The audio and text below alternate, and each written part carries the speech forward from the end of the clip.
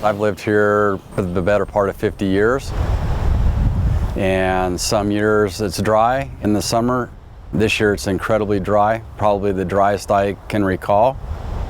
My name is Todd Johns. I am the sheriff for Plumas County. We've had fire after fire. It seems every year we're getting at least one major fire. Last year, of course, we had one major fire that turned into several major fires, and we lost houses on the south end of the county. We've lost property pretty much county-wide over the last 4 years. So last year, during the Claremont fire and the Bear fire, I had an opportunity to speak with a lot of the firemen that were here, CAL FIRE and Forest Service, and then other agencies, and they shared with me the fact that houses that were in fire-wise communities or who had actually cleaned up like you would in a fire-wise community, they had to take very little precaution in those areas because all the work was already done for them.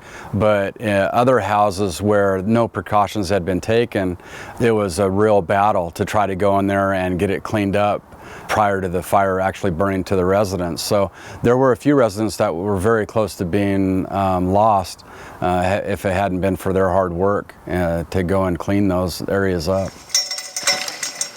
We're talking about, first off, just getting loose debris and brush and things away from the residents, getting anything that will burn away from your residents, and then going farther out from that is, cutting down brush, cutting down underbrush, just general maintenance and cleaning.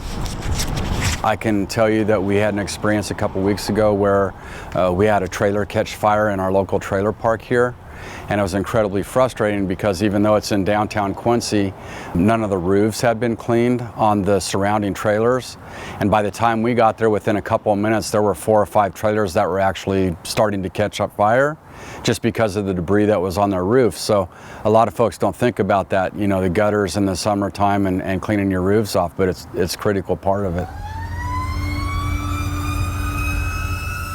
It's going to happen. We just have to assume that it's going to happen. Things are not changing, and there's no moisture in the foreseeable future that's going to change the drought that we're in this year.